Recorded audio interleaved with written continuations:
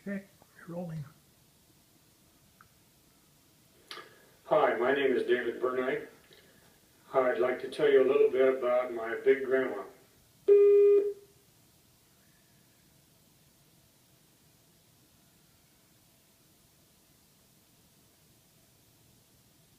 Some of my favorite memories are about Big Grandma. I call her Big Grandma because I also had a little grandma.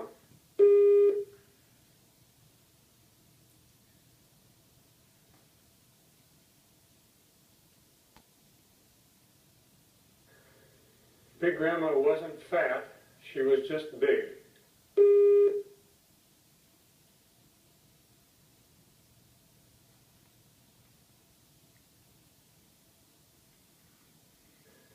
She grew up in Illinois of pioneer settler stock, and she just had big bones and was a big woman.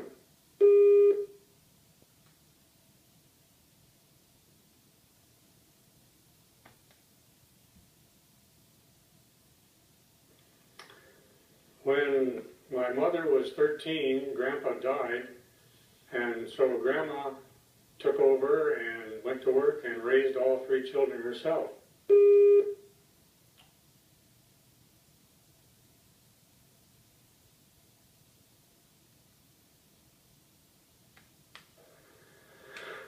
When I came along, Grandma was living about half the time with our family and half the time with her son. So I always considered her a member of our family.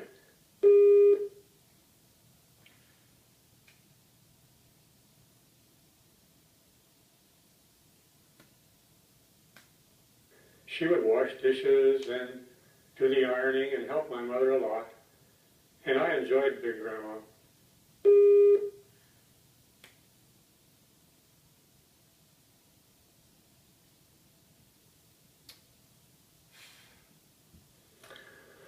We had a cabin up in the mountains, and we'd go up every June, and Grandma would go with us.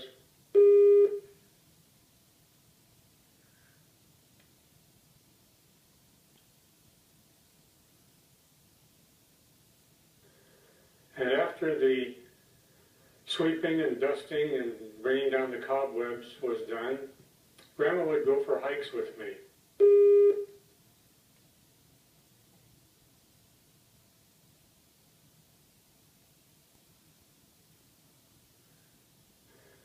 Now, she was an old lady, but she was a sturdy old lady.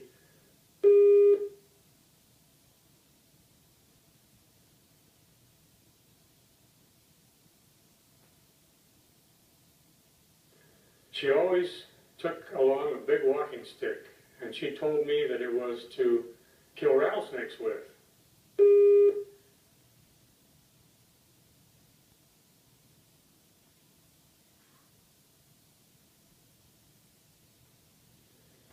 She had grown up in a place where the horses grazing on the prairie in Illinois were sometimes bitten by rattlesnakes, which would lie in the prairie clover.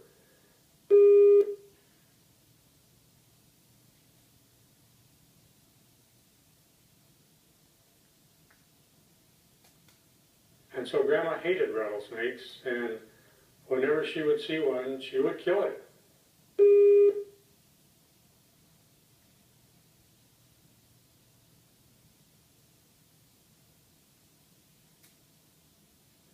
And as a matter of fact, when we'd find one on our hikes on the trail, Grandma would beat its head off with her walking stick.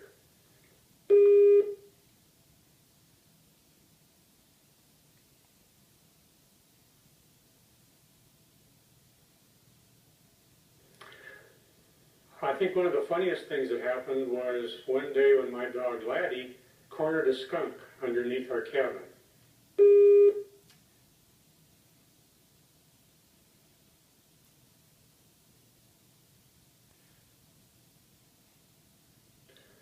Wow, what a smell that was.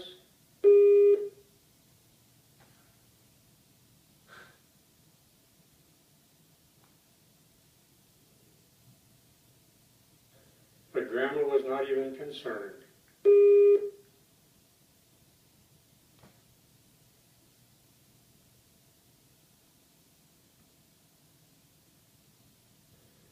That was the day we discovered that Grandma had lost her sense of smell.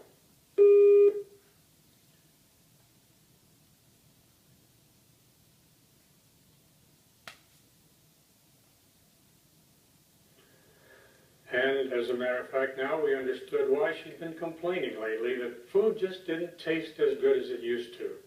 Because when your sense of smell goes, you lose your sense of taste too.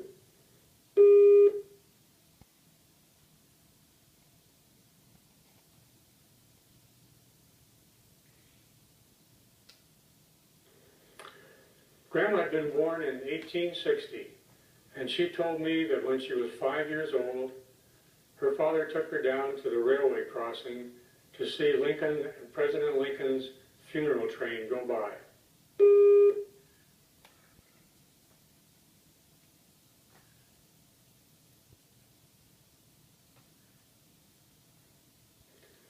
To have that kind of living contact with our nation's history always thrilled me when I thought about it.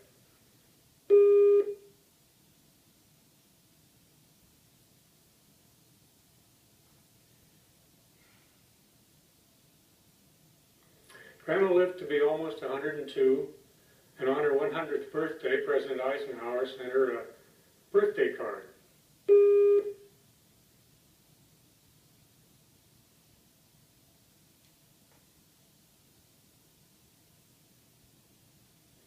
Of course, he sent birthday cards to every 100-year-old person, but we always thought that it was very special because Grandma was very special to us.